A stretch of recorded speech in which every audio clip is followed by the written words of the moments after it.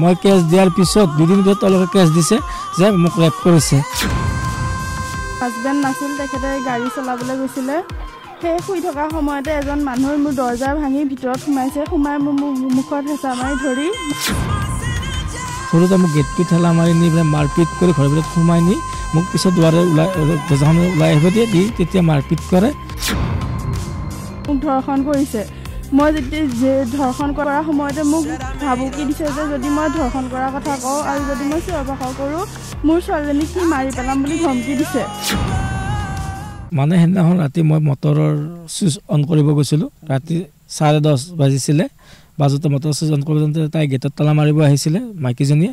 মাতনে যিহেতু হিৰণ মোৰ ক্লজ বন্ধু হয়, সেই হিচাপত মই তাইক ঐ বুলি মাত দিওঁতে দাদা ভাত খালেনে বুলি সুধিছিলে। সৰুতে মোক গেটটো ঠেলা মাৰি নি পেলাই মাৰপিট কৰি ঘৰৰ ভিতৰত সোমাই নি মোক পিছত দুৱাৰে দৰ্জাখন ওলাই আহিব দিয়ে, দি তেতিয়া মাৰপিট কৰে।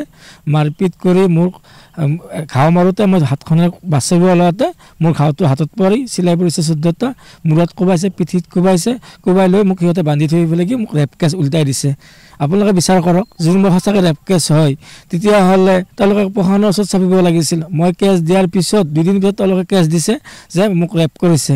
যদি সঁচাকৈ ৰেপ কৰিছে প্ৰশাসনে বিচাৰ কৰিব সেইটো। মই এতিয়া আইনৰ উৰ্ধত আছোঁ, আইনৰ ওচৰত মই কেছ দিছোঁ। এতিয়া আইনে যিটো বিচাৰ কৰে মই সেইটোৱে মানি ল'ম। আৰু মই তেওঁলোক আক্ৰোশ মানে হয়তো তাত মই 1,32,000 টকা পাব আছিলোঁ, হয়তো 1,32,000 টকা নিদিওঁ বুলি ভাবিছিল চাগে।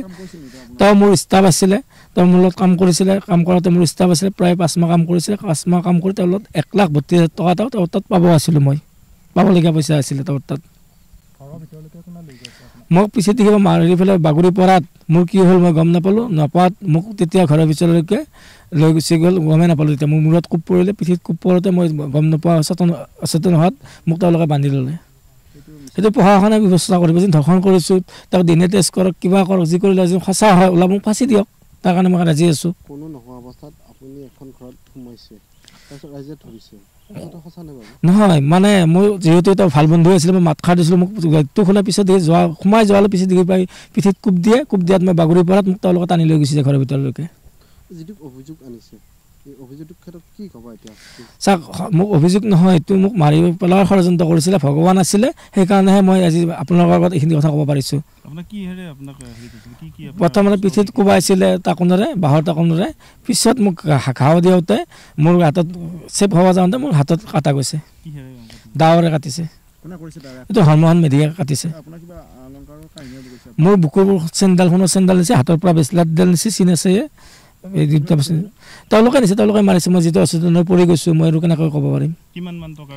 ব্ৰেচলেটডাল 8 লাখ টকাৰ আছিলে, মই আমগাঁও মাজুলীৰ পৰা বনাইছিলোঁ। আৰু চেণ্ডাল 6,30,000 টকাৰ আছিলে।